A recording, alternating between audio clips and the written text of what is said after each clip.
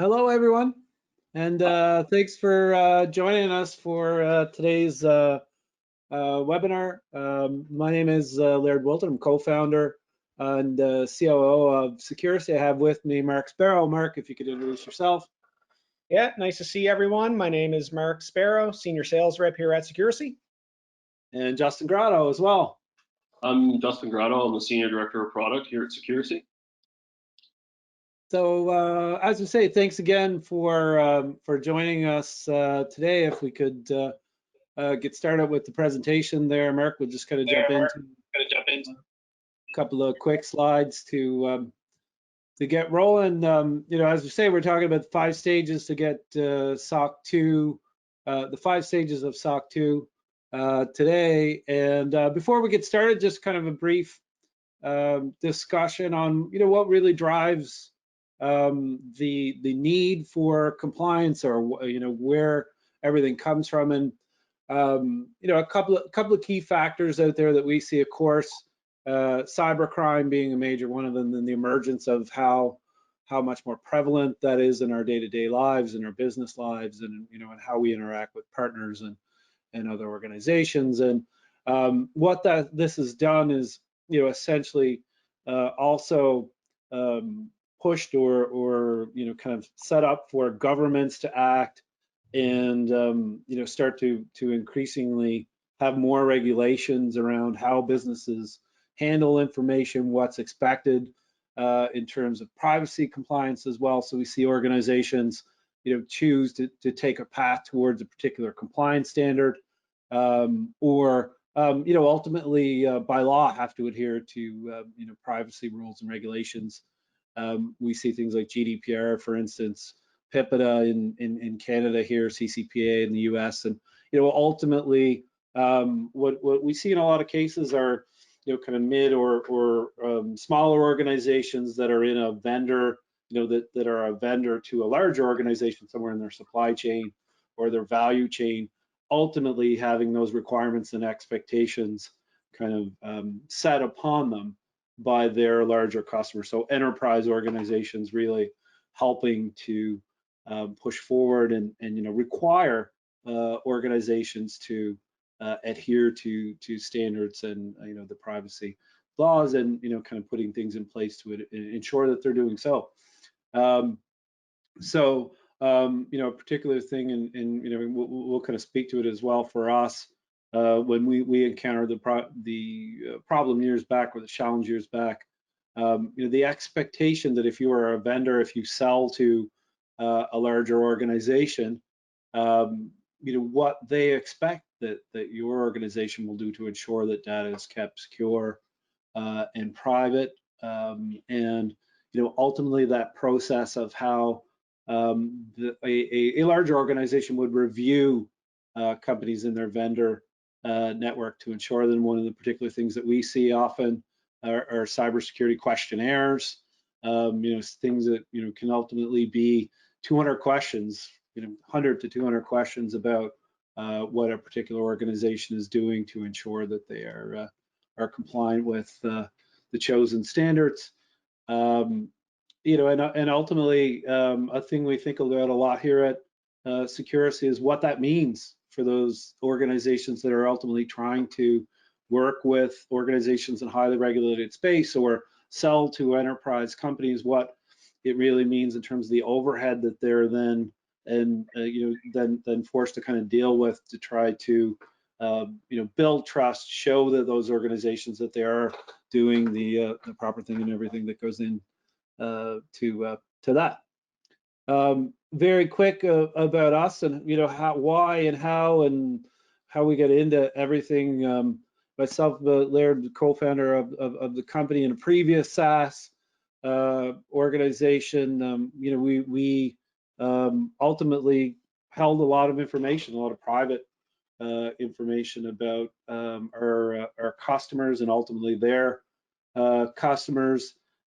As that business grew and as that organization grew, we started to work with some fairly significant organizations, some larger orgs with very that were very that certainly had detailed requirements and what their expectations were for how their vendors work. As you know, we were engaged with these organizations, started to work more and more. We recognized that we would need to have strong security practices in place, that we were regularly scrutinized on it, and that it really became a business barrier for us, because we were really kind of woefully unprepared at the time to deal with what those expectations were. And we went about the process of getting SOC 2 compliant. We went through the process of ultimately implementing policies, procedures, and really embedding that everything into our organization. And it was very very challenging, costly, and a difficult process for us to go through. And ultimately that's where the idea for Securicy came from, was recognizing the challenges for any organization, kind of one, to understand what do we need to be doing, two, how do we go about that, and particularly one, how is the most, what are the most efficient ways that it can be done, and how can we make it maximum impact early. And something that we think about a lot is security and maturity in security is can be a linear process, but often for companies they are not linear. In how things are, you certainly grow a business early stage or a small company, and as you start to work with bigger customers, that next customer can be the one that the requirements are more detailed than the previous, and there's a need to kind of catch up. And that really brings us to talking today, particularly around SOC 2, which is a lot, for a lot of the organizations that we work with, it's a path that they often go on. And today, and that's what we're here to talk about. And I'll hand to Justin to kind of talk about the stages that organizations go through on this journey. Yeah, thanks, Mark. Really want to talk about these 5 stages. We broke it down into 5 to make it a little bit easier to digest. However, I mean, in no way is it going to look like 5 easy kind of things. First being, you want to confirm that you need it or not. So what happens a lot of the time is, some companies, they get the questionnaire, they get that question from the enterprise customer, and they're asking, well, do you have a SOC 2, or do you have ISO, or do you have something like that, right? And really what they're asking for is, do you have a third party that has attested to your compliance and your information security program? Can you confirm that someone else has looked at you and you're doing all these things? Some companies can get away with implementing the controls of a select framework and then being able to provide that evidence of that to support that and say, we are doing this thing. However, we don't have this audit, we don't have a third party audit, but we're ready to provide any evidence available to you, right? Which lends to the idea of being compliant to the principles without being certified, right? So really figure out what your customer base is asking for, and determine whether you actually need a SOC 2 audit or not, right? Secondly, you want to kind of have a look at your organization as a whole, and look at your what do you do, what risks do you have, what kind of assets do you have, and ultimately generate policies, write your system description to prepare for this, the rest of this process. Second is, based on your policies that you've done, you've looked at your risk and you've looked at your assets and your technology stack. You're going to write policy. Those policies need to be implemented, right? So you're going to assign tasks, and you're going to implement those tasks, which is really just, okay, we say we do this in the policy. Now let's do it, right? Let's implement this. So if it's implementing some type of, it was an antivirus software or something that detects anomalies, for instance, because that's one, is detecting anomalies or potentially malicious things, then that's a task that's all on its own. There's a task associated with that, is like looking at evaluating a few vendors. What's the best solution for us? Where do we primarily use? Are we on Mac OS? Are we on Linux? Are we a mixture of all three? Or Windows? Are we a mixture of all three? And then keep on, implement through the rest of your policies, and kind of, over time, you'll go through all the things, the steps that you need to do there through the implementation. Next is manage, and you want to communicate your new, security controls and your procedures, and train your people on, what's the best thing, like what's best practice, what are you doing, what's in the policy, so that those people are, if they're held to a standard, they're held accountable. Well, then you can't hold someone accountable if you're not informing them of what they're supposed to be doing, right? So you want to manage and maintain this by communication is key here, right? And input from stakeholders. You want to get input from people. You don't want to make their jobs harder than it has to be, because you can always find the right solution that is a compromise, that you're doing the right things, but you don't want to make life miserable for your people, right? You want to complement their efforts and their work, not deter from it. 4 is report. You want to report on your implementation progress. So you've done all these tasks, you have the policies, you're going through it. Maybe you've identified you're like 72% complete. Well, then what's the steps we have to get us to 100%, right? What are the steps we have to get to address those gaps and prepare for an audit? Now, if you're one of those people, if you're one of the organizations that you're at the point where it's like, yeah, we're doing all these things, we're doing all these great things, maybe we can just self-report and say, hey, we're doing all this, we can prove it.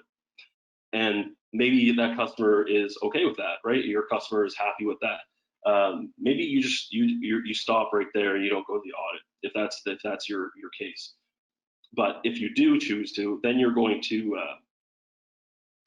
look at evaluate the auditors that are available out there. And now it has to be like a chartered professional accountant at a firm, and they have to be certified to do a SOC 2 or like SSAE 16 audit, so SOC 1 through 3. They have to do that. You have to find someone who's right at the right cost, the right schedule that works for you. Invite them to use Audit Connect. If you're using the Securicy application, they can go in there, they can look at all the tasks, your implementation progress, they can help you along the way. Like, if you're engaging an auditor for that, they'll be able to look at, all of your policy content, all the tasks that have been completed, a verification of the tasks completed. If you have comments, you have some evidence you've uploaded. So that's really cool. And you can get the audit complete through there, or you can engage them in a different way if you want to use an auditor that's not comfortable using the Audit Connect, but you're going to get your audit report after that. And we'll talk about the time needed. This varies, but what we've done is we've taken a look at our typical customer and what they look like, and the time needed for them to potentially engage a plan is less than a month. The time needed to go through steps 2, 3, 4, from implementation to manage the reporting, depending on the size and the scope of the audit. Like, if you have multiple services, if your technology is kind of disparate across different dependent solutions, then it might require more time and resources. And then depending on through your implementation, what kind of resources you're able to throw at it, like in terms of whether that is a money resource or a time and engagement resource of doing some things on your own.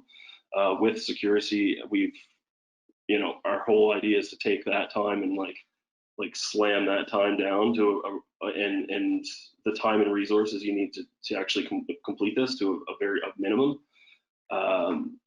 But it says we're looking at around 6 months. If you're going through, you could do it really, more quicker if you're like, there is a deal on the line here, and the only way I can get through this, like the only way I can close this deal, that is a big deal, is doing this and going through it. Then you're going to look at it and go, this is definitely worth my time and more engagement and getting more people involved and cinching it really quickly. Then I would say, at the very minimum a couple months, 3 months, and then like 6 months is an average, right? Could be up to 12 or 24, depending on like if you stop engaging and you don't do the things that you need to do, then obviously it's not going to get done, right? And around the audit timeline too, we move on to that. The audit can be less than a month to get go from engaging, like having the auditor engaging and then them completing it to for a type 1, which is a snapshot of your controls right now, and then 6 to 12 months minimum for type 2. Because what the type 2 is they're going to grab the evidence collection for that one is more around, they're going to grab samples from throughout the year over a 12-month period typically. And if they give you, they ask for something in March, something in February, and then something in November, then you're going to want to be able to produce at least the 12-month time frame. So I have a sample from here, I have a sample from here, I have a sample from here. Costing, we're looking at costing. This is another one where it varies because initial implementation, you've written your policies, you're ready to go, you've done your risk assessment, you know what's most important to you and what's important to your app. Maybe you haven't done a pen test before, you need to get that cinched up. That cost can fluctuate. Also, if you decide on, we're using a centrally managed endpoint protection or an antivirus solution that's running on our like laptops and notebooks and things, that those products can fluctuate in price. Or if you're using it like for logging and monitoring, you need a SIM or a security information event monitor, then you're gonna have to look. And with all these things, there's open source and free tools that you can implement. The problem is with the open source is you're going to have to do a little bit of they're free for a reason. So it takes a little bit of your time, and you have to manage them all. Like you have to manage them. You have to kind of more than if you were paying like for a turnkey solution, like a SaaS product. Also, some of the things that you might be looking for in terms of features might not be there in an open source product. So really, like you could do a lot of this on a budget and do like almost in like near $0 implementation if you really wanted to, but you're gonna lose that in terms of paying your employees, of the opportunity cost of going with that kind of plan, is to say like $0 cost solution. It's going to cost you in some way if you have time or resources. Audit fees, this typically we've seen anywhere from 20 to 45 depending, like for our target profile. Typically has one SaaS product with 3 tiers or a couple tiers. A solution like that, they're going to do the audit for that scope. It looks around 20 to 45K. And the firm can change things as well. If you're going with a firm that has a bigger reputation, maybe like one of the big 4 accounting firms, then their name, they can charge more money for the name, and they do, and it works. They have the good reputation, right? And so look at that as well. Cost of ongoing solution compliance is you're going to have to do annual pen testing, regular vulnerability scanning. You're going to have to maintain your program, awareness training, all this type of thing, and that can be anywhere from 10 to 25. But it's another one of those things. If you spent the time and resources on open source products in the beginning and maintaining it, well, then it's going to cost you the time and the time that people that your employees are going to be taken away from other responsibilities while maintaining it, right?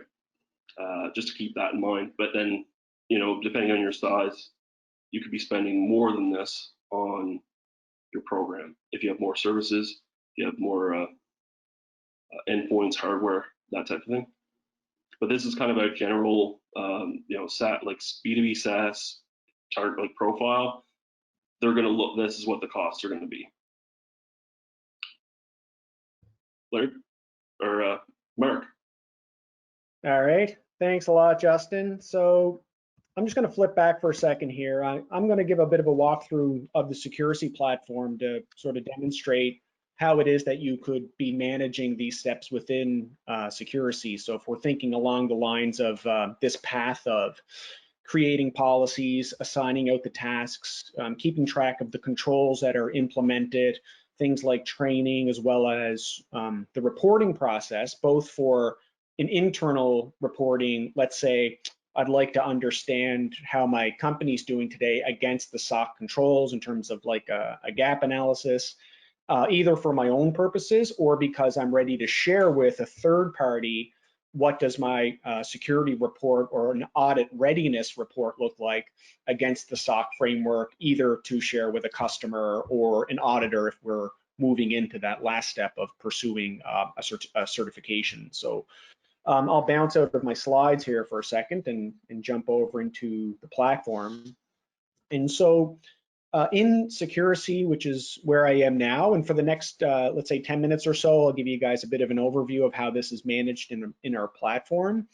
The tool is configured to everyone who uses it. So it does customize to your business. And the way in which we do that, there's a couple of aspects to it. The first of which is a questionnaire that everyone runs through first when they get into the program. So it asks you a series of questions. The size of your company, what type of a company are you, perhaps software, what industries do you sell your product into, who are the people that oversee your security team and what roles might you be giving those people, how you're interacting with data in terms of storing, transmitting, processing, and then of all the various frameworks and legislations that are out there, all based on the kind of common body of knowledge or best practices. Out of those, which ones are you actually concerned about, either short-term or perhaps longer term, including SOC 2, and so on and so on. So there's up to 20 some of these questions. Once you kind of come through that first set of questions and you land back in the application, again, where I am now is in the Securicy platform, there's a module here called policies, where when you access this introduces you to the next part where you could begin to further customize the tool to your own company. Now, every strong security program that any company has will be based on a strong, up-to-date, robust set of compliant information security policies. And our tool automatically writes these policies for you. But it's not just one template for every company. Everyone that uses our platform does get a customized set of policies. The way in which you do that is layering some configuration between the first questions you answered, as well as every policy that the system spins up for you is going to require you to answer another series of questions specific to each policy. So by the time you've done those things, each of the policies that you have, which is typically between 25, 30 or so different information security policies, they're going to be written for you here and be custom to your business and spanning a pretty wide variety of topics. So, you know, you've got those policies that are a little more on the technical side, data classification, data retention, destruction, et cetera. Then you've got policies that if you zoom out from the technical side to the idea of security being more of an org-wide or a company-wide endeavor, you know, even if you're hiring a new staff person that you're onboarding, maybe they're an intern, even people that have no interaction with your database or your application should still be abiding by the company's policies, let's say when it relates to antivirus or password policies or bring your own device or remote work. So keeping that picture of security kind of more global. When you click on any policy, it takes you into a platform that shows you a profile of the policy itself. So here in the first tab is the policy text. We take pretty good care as well to remove any excess jargon so that these policies are in as plain and understandable English as possible. And this is a customized policy that's going to be based on the answers that you've given in the configuration process. Now that policy, once you have it, that's a good step, that's a required step. But now that we've got it, we've got to actually implement it. So how do we actually implement the policy across our company? There are sort of two sides to that coin. So on the first side, the policies are very prescriptive. So they sort of inform you on the things that you should be doing. And what we do to facilitate the process is we take those out and present them here as tasks. So these are action items, and it will lay out for you each of the things that you need to kind of ensure that you've done. And by the time they all are complete, you could not only tell someone, yes, we have the policy, but that it's actually implemented across the company. If you click any one of these, it pops out a slider. We could mark it as complete. We could also determine if this is a one-off task or reoccurring. We might be distributing tasks to various people across our team. So as an example, maybe it's the CTO who's responsible for this task, but maybe the head of product is in charge of the next one, and so on, either at the individual person level or assigning tasks out to groups of people, which could be departments or other segmented groups that you've defined across your company. Here, there's a little bit of context as well. So for every task, it gives you a bit of education as to what it's asking you for. And it gives you the ability to make attachments if this was a task that required some form of evidence. So if someone is going to be looking at this content later, perhaps an auditor or an enterprise customer, and you have just configured something in a third-party platform in your tech stack, and you have evidence of that, like a screen cap or a file export, that information could be attached and included here, along with the ability for the people working through these items to be communicating with each other here as well. Version history is also tracked. That's important, especially given that, you know, achieving a SOC certification is not something that once you do it, you know, it's just done forever. There's a maintenance aspect to this, and policy version history can change for a number of reasons. You might want to layer on top of our policies some content of your own. You can hit an edit button and do that. Another thing that we're constantly doing is monitoring the frameworks out there like SOC 2 or any of the privacy legislations. And if they're announcing, hey, there's a requirement coming down the pipe that's going to require a change, we would then make that change in the platform, and it would update the version of that policy in your platform and give you the ability to then reread or re-sign off on a policy to ensure that everything is up to date. Now, that being one side of the coin for implementing the policy is actually completing out those tasks. The other side is collecting signatures or acknowledgements from staff members. So this is the concept again where of those 25 to 30 policies, there's a variety of people across the company who should be aware of the policies, who should read them and understand them, and who should acknowledge back to the security team or to management that they've done so.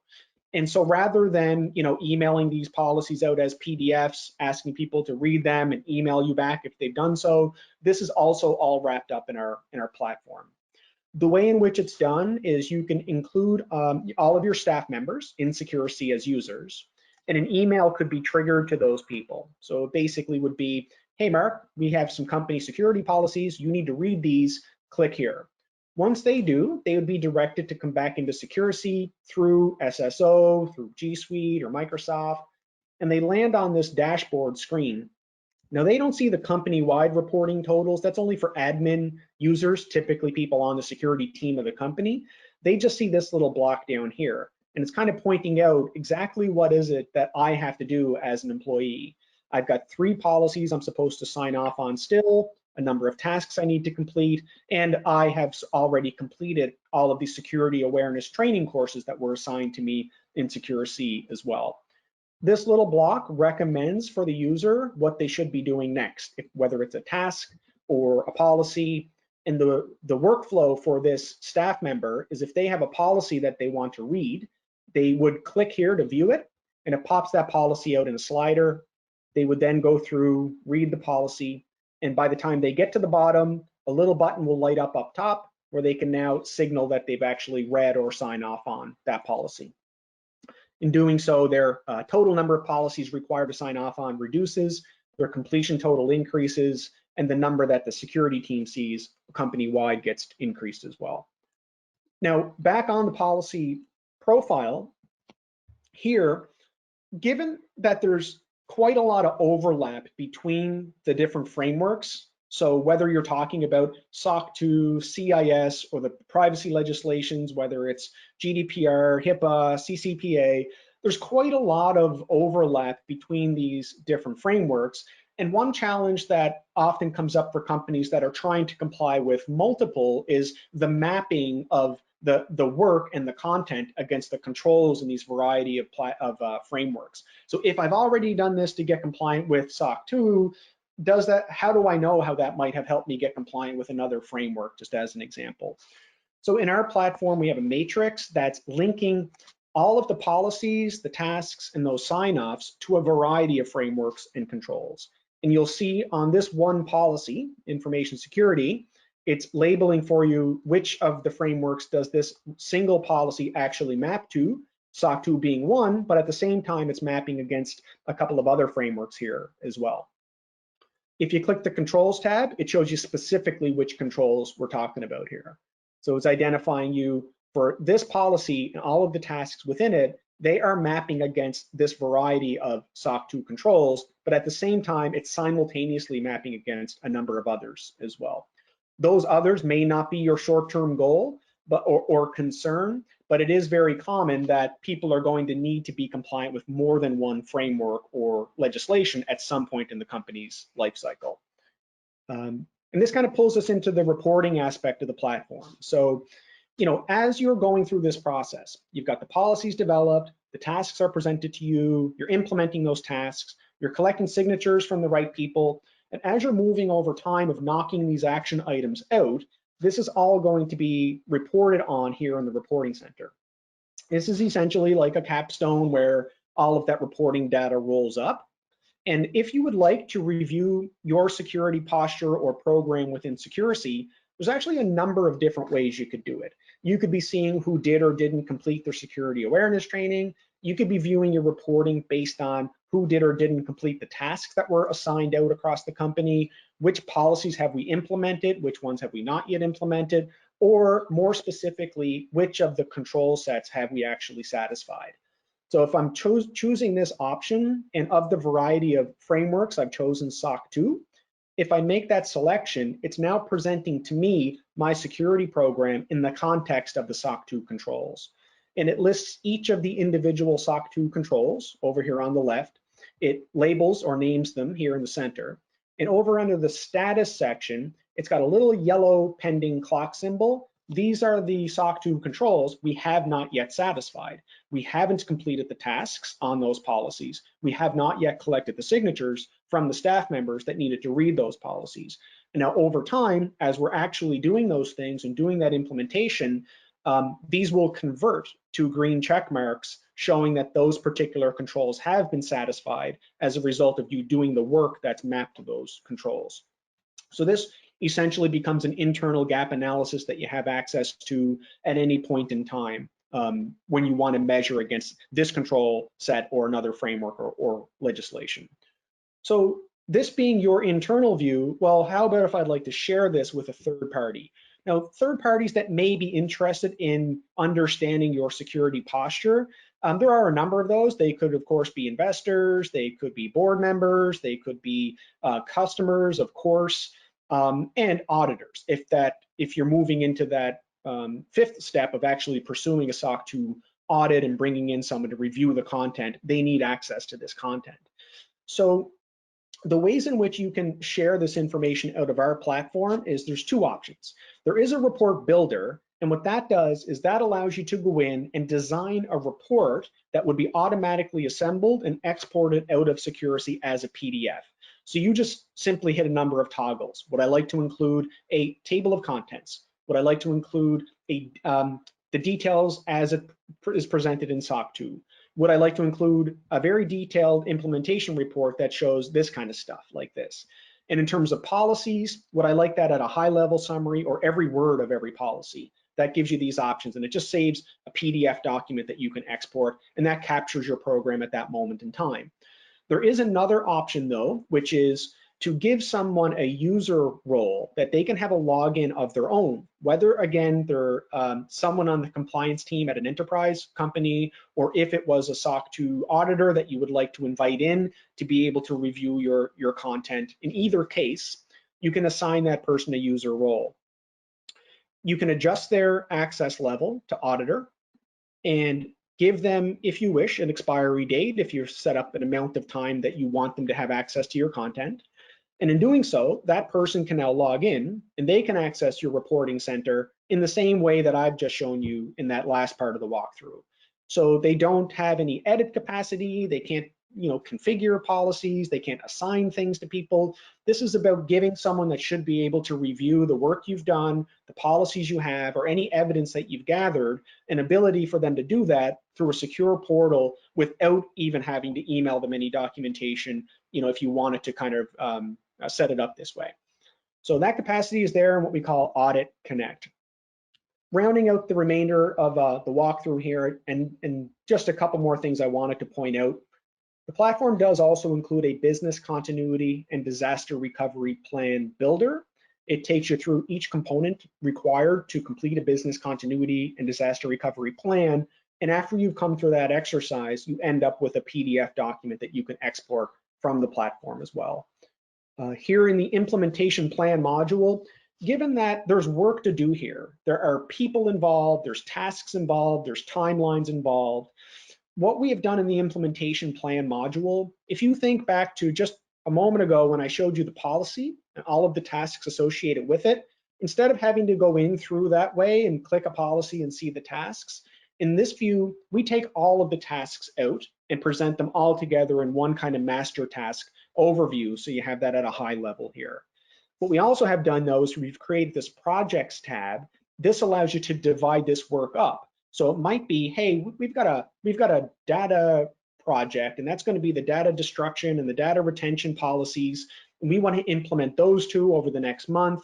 And the people in charge of that is maybe Justin as the project leader, but Mark and Laird are also on that team. And we want to monitor how the tasks are being completed and wrap that up in a project. And then maybe a completely separate project after it, if your goal is to prioritize and organize and see who's doing what, and to be able to track these things in chunks over time. That's the way that the project tool is set up. Lastly is the awareness training.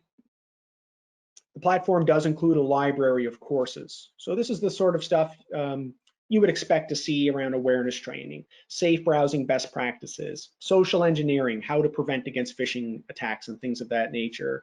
And the way that the courses are designed are video tutorials.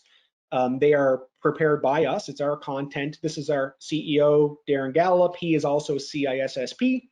And we've developed this course content to provide videos, training, transcripts, and you can assign out to the people across your company quizzes that they must take. So to ensure that they've actually taken in and understood the content, they're required to answer quizzes, and they can't finish this course until they actually get those answers right, and you're tracking who did or didn't complete their security training.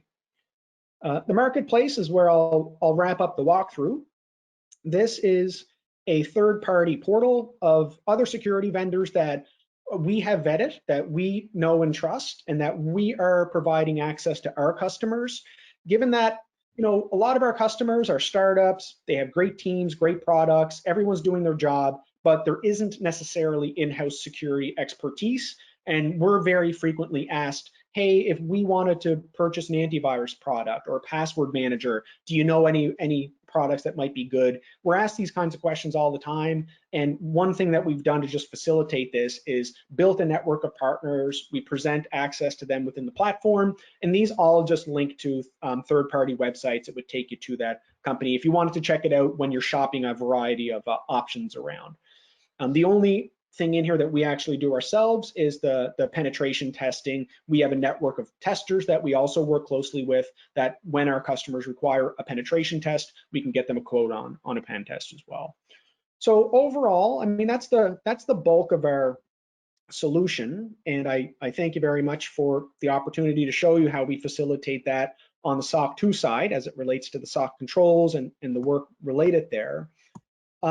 In terms of a solution, we have 3 areas of a solution that we offer ourselves.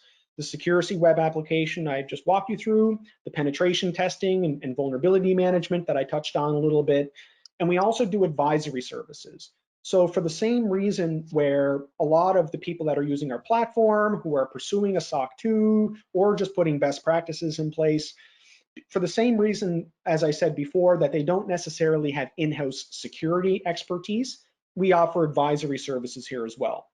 So a customer of ours might spin up the application, start implementing, and a month down the road, they say, I'm really struggling with implementing something. I need some subject matter expertise to get over a hurdle, or I just got this new 200 question questionnaire in my inbox. Can you help me answer this so that we can kind of put our best foot forward on the responses that we give back to the customer? And this is a common engagement that we have with our customers, is helping them get over these like bumps in the road that just come up related to security throughout the course of a year. So pairing, the modern kind of software with that human help side, which is very, very important, because we put a premium on the concept that the tool is here to help. It saves a ton of time, but you're always going to benefit from having access to a security expert on subject matter, at certain points in times throughout the year. Generally, we measure our success based on our customer success. Most of the people that we talk to are selling to enterprise. They often have deals on the line that they have to get their program together for, their security program, and prove certain degrees of compliance or achieve a SOC 2 compliance. And our success is measured on our customers actually getting over those security hurdles, working with us, and closing those deals that they've got in front of them.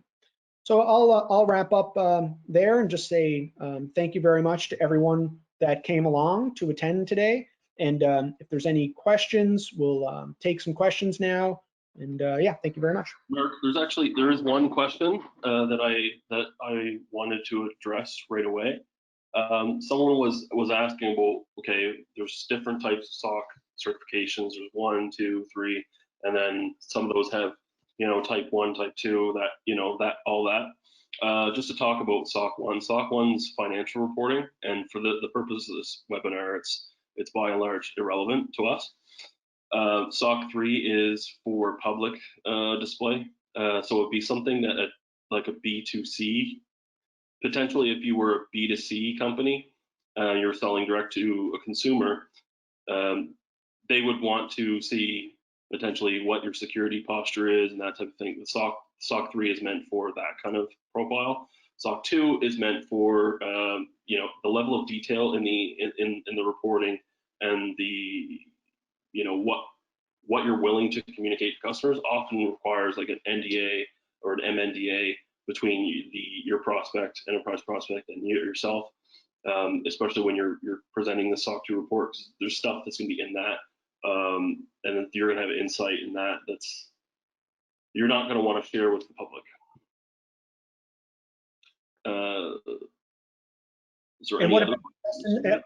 Let me expand on that one then, just the difference between a SOC 2 type 1 and type 2. Maybe that would be helpful too, to layer that on top. Yep, we touched on that during the 5 stages. However, just to clarify, the SOC 2 type 1 is a snapshot of your organization at this very moment, and it takes a couple days for an auditor to go through all that, or it's going to take a very short period of time, because you're just grabbing a snapshot evidence of right now of all of the evidence that they're going to want to see in order to write the report, their attestation.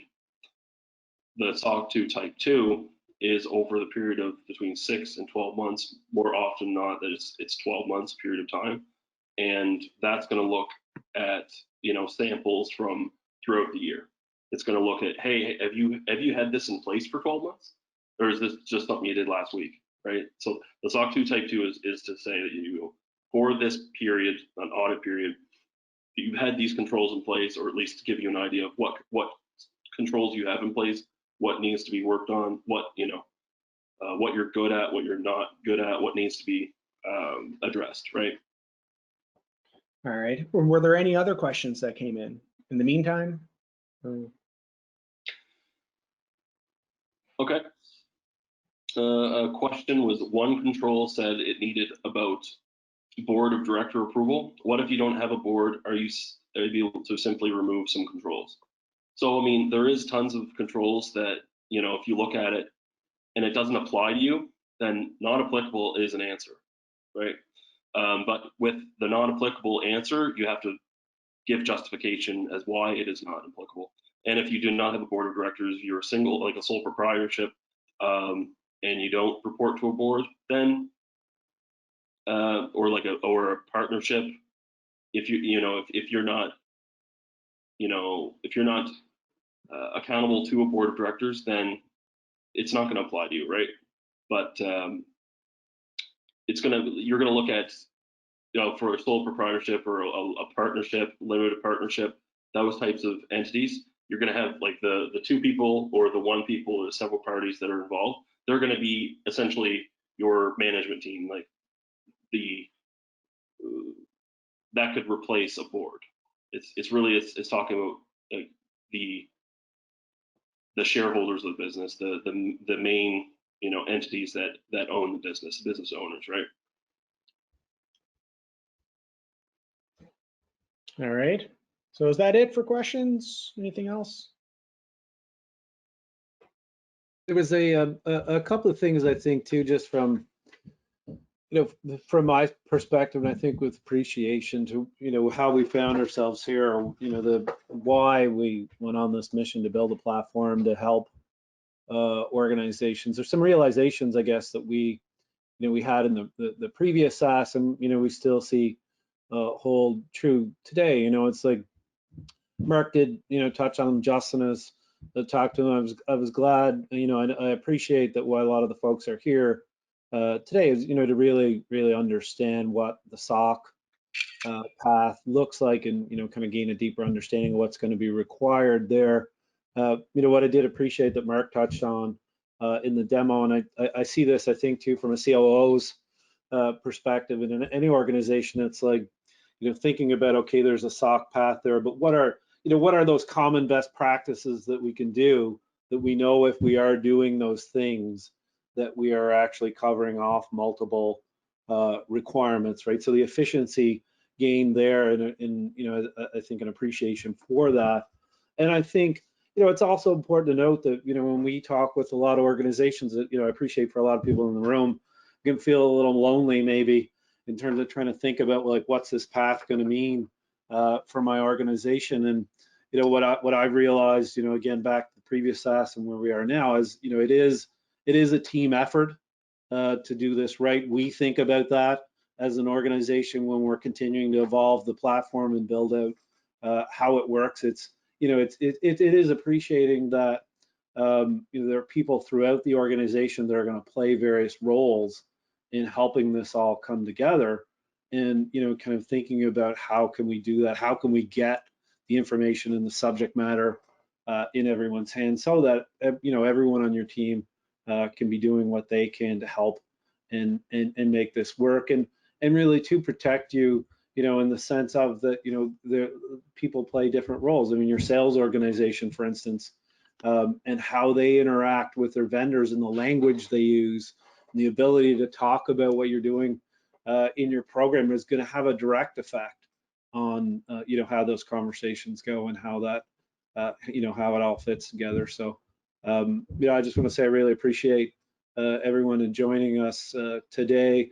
I do appreciate that it can be a challenging, it's challenging subject matter to kind of get your head around. I want to note that we're here, we're happy to talk about our experiences, and even provide more detail on our the war stories of why we did what we do, why we did what we did, why we're doing what we do now, and certainly any information that we can share that helps make that journey easier for anyone on the webinar today. We're happy to do what we can. So I'd encourage any folks, if there's any additional questions or anything that we feel we can be helpful with, please be sure to reach out, and we're happy to talk more about how either we can help, or even just share some insights on what we've learned along the way. Just want to talk one last point there, Mark.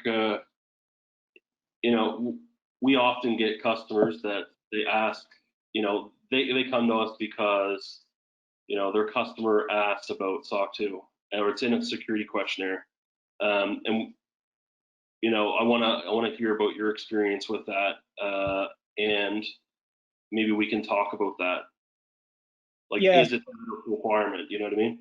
Yeah. So this is a very common scenario that I encounter when I'm talking to people on my side. You know, they're booking in to do a demo. They're kind of trying to understand what we're doing, and what's driving this is the questionnaires that they're getting.